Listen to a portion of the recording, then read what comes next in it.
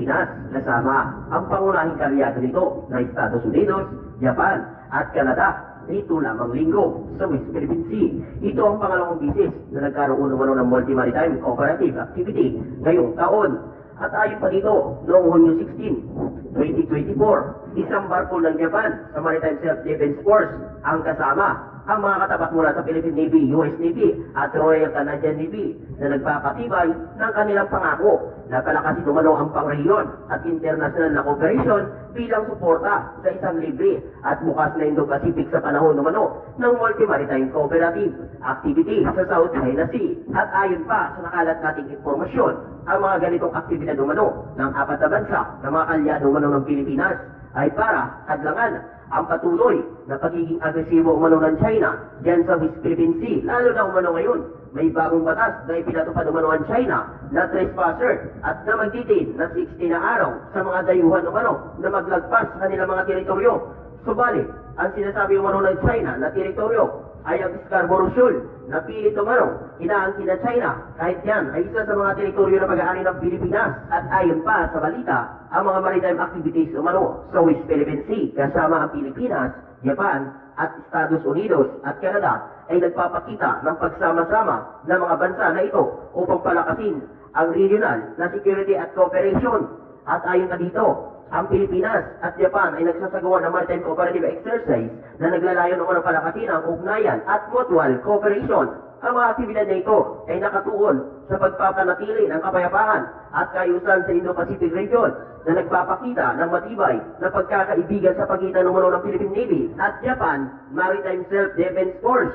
At ayon pa dito, ang Pilipinas at US ay nagdaraos ng joint maritime activity sa West Philippine Sea upang mapalakas ang interoperability at mapalakas ang regional na peace at security karaniwang. Ang mga aktibidad nito ay kasama sa combined air at naval patrol sa loob ng Philippine Exclusive Economic Zone upang palakasin ang kakayahan ng parehong armed forces at pagbabantay ng territorial sovereignty.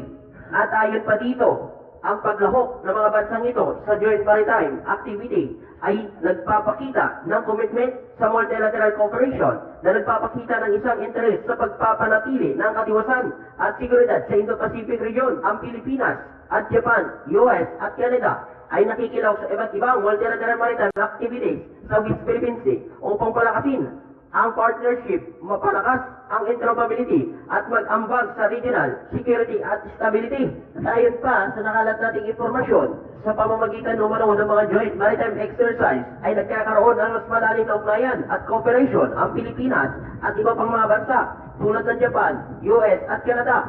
Ang pagkakaroon ng mas malalim na connection ay maaaring magbigay ng mas matibay na suporta sa Pilipinas laban sa agresibong kilos ng mga barko ng China sa West Philippine Sea. Dagdag pa dito, ang regular na pagsasanay ng joint patrol ay nagpapalakas na interoperability sa pagitan ng mga bansa kung saan mas madaling makapag-ugnayan at makapag-aksyon sa mga insidente sa dagat.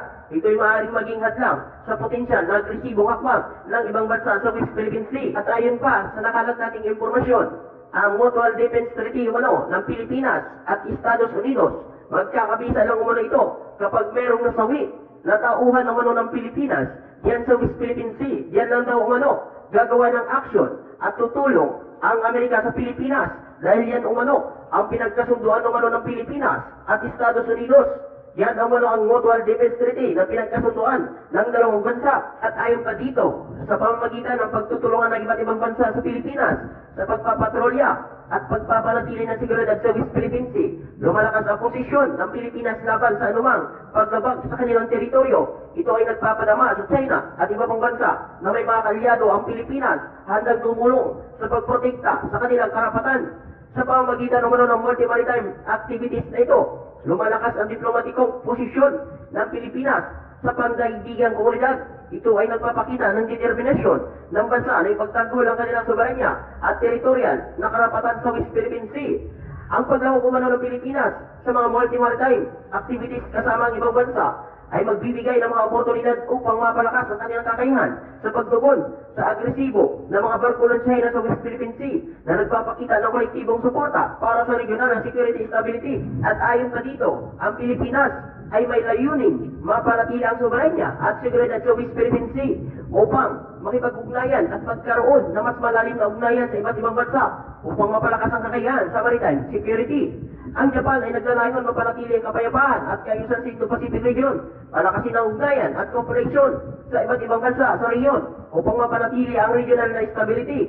At ayon pa dito, ang US ay naglalayong mapalakas ang interoperability at cooperation sa pagitan ng kanilang naval force at ng iba pang bansa, makipagtulungan sa mga kalyado upang mapanatili ang malayang paggalaw sa dagat at mapanatili ang peace at security sa rehiyon. Sa mga ganitong aktibidad ng apat na bansa na ito, layunin lang naman ng apat na bansa na bukas na Indo-Pacific.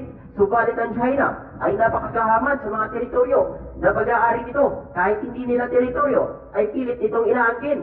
Ikaw kababayan, ano ang masasabi mo at makukomento mo dito? At sa iba pang mga balita, ayon naman sa balita, isang sundalong Pilipino ang inulat na nasaktan umano sa banggaan ng mga sasakyang pandagat ng Pilipinas at China sa karagatan umano katabi ng Ayungin Shoal noong Lunes lamang, June 17 ng umaga. At ayon pa sa nakalat nating impormasyon, una-unang naglabas ng pahayag ang bansang China na pinangga umano ito ng barko ng Pilipinas sa West Philippine Sea. Subalit, sinabi umano ng Armed Forces of the Philippines na puro umano kasinungalingan ang inilabas umano ng China na pahayag. At ayon pa sa nakalat nating impormasyon, papunta umano ang barko ng Pilipinas sa PRP Sierra Madre para maghatid umano ng mga supply ng mga sundalo umano nakatalaga sa PRP Sierra Madre. Subalit, ang mga barko umano ng China bigla na lang umanong sumulpot at hinarang ang kanilang mga barko, kaya nabangga umano ito ng barko ng Pilipinas. Tapos ngayon, sasabihin umano ng bansang China na binangga umano sila ng barko ng Pilipinas. At ayon pa dito, sinabi umano ng isang maritime security expert na si Ray Powell na 3 barko umano ng China Coast Guard at 12 na maritime militia vessel na nakadeploy umano sa lugar. Samantala, ipinakita naman ng satellite image ang isang barko umano ng Philippine Coast Guard na istasyon din malapit sa Ayungin Shoal. Dagdag pa ni Rick Powell, anya, ang Pilipinas ay tila gumamit ng ibang diskarte para sa resupply mission na ang mga PSU vessel ay hindi direktang nag-escort sa resupply vessel sa lugar. At ayon pa dito, ang pangunahing issue dito ay nananatiling illegal na presensya ang pagkilos umano ng mga sasakyang pandagat ng China sa loob ng exclusive economic zone ng pang-ekonomiya ng Pilipinas na lumabag umano sa ating soberanya at mga karapatan sa soberanya. At patuloy ang agresibong aksyon umano ng China Coast Guard ay tumitindi sa tensyon sa rehiyon. Ikaw kababayan, ano ang masasabi mo at makukomento mo dito? Siyempre hanggang dito na lang. Maraming salamat po.